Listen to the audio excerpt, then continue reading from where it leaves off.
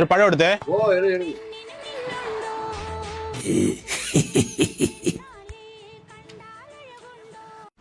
നീ പറയണ കേട്ടിട്ട് ഈ മറവി വലിയൊരു സംഭവമൊന്നും അല്ല. നിനക്ക് ഈ പ്രായമൊക്കെ കൂടി വരകളാ.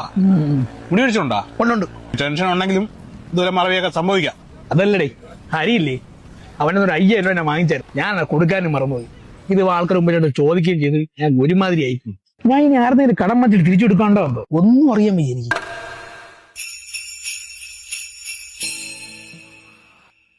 നീ അങ്ങനെ ആരെയൊന്നും അങ്ങനെ കടമൊന്നും വാങ്ങിക്കില്ലല്ലോ. എനിക്ക് എന്റെ വാങ്ങിച്ചൊരു 3000 നീ ഇന്ന് തരാന്ന് പറഞ്ഞായിരുന്നു. നാളെ EMI ആയതുകൊണ്ട് കുഴപ്പമില്ല, ഉണ്ടെങ്കിൽ നീ ഇട്ടാ മതി. നിന്റെ ഒന്നും വാങ്ങിച്ചാൽ ഇതിനെ കടം? അയ്യേ, ഞാൻ മറന്നു, സത്യം മറന്നു കഴിഞ്ഞേ. നീ വാ, നമുക്ക് ATM കൊണ്ട് വരും. ബാങ്കിന് ഇത് 100 കൊണ്ട് കാണിക്കണം കേട്ടാ.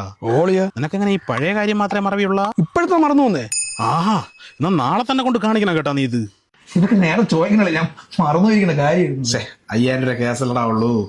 ഇപ്പൊ എനിക്ക് നീ 5000 രൂപ തരാനുള്ളത്. ഞാൻ ഇപ്പൊ EMI മാസം അവസാനം അടയ്ക്കാന്ന് വിചാരിച്ചതാണ്. ഞാൻ പിന്നെ ചോദിക്കാത്തത്. പിൻ നമ്പർ മറന്നുപോയി. എന്താടാ തമാശ കളിക്കണ? നീ എനിക്ക് ഈ മാസം അവസാനം എനിക്ക് തരാനുള്ള 7000 രൂപ തരാന്ന് പറഞ്ഞിട്ട് എന്നേടെ ഞാൻ നിന്റെ കൂടെ വന്നത്. അല്ലെങ്കിൽ നീ ഒരു വാക്ക് പറയാത്തില്ലല്ലോ. എനിക്ക് ചിട്ടിക്ക് പൈസ അടക്കണ്ടേ? നീ ചുമ്മാ പുള്ള കളിയായത്. നീ ATM തരാന്ന് പറഞ്ഞു. ഒരുമാതിരി ഗൂഗിൾ പേ തരാം. ഇപ്പൊ ചെയ്തു തരുമോ? ഞാൻ ഞങ്ങൾ ദേഷ്യമായിട്ട് പറഞ്ഞല്ല. അളിയാ, നിന്റേത് ഞാൻ വാങ്ങിച്ചില്ലേ 1000 രൂപ ശമ്പളം കിട്ടി. ഇത് നീ വെച്ചോ. എന്റെ ഇരുന്ന അല്ലെങ്കിൽ ചെലവായി പോവുകയാ. എന്തൊരു പരിപാടി?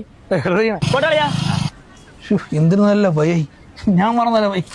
കറക്റ്റ് 1000 രൂപ നിനക്ക് തരാളതാ. അവനൊക്കെ നിന്നെ വലിപ്പിക്കണേ. നിന്റെ പൊന്നളിയാ കൂടുതൽ പൈസ തരാൻ കാണും. ആലോചിച്ച് നോക്കിയാണ് നീ നിന്റെ മറവി മുതലാക്കണമാര്.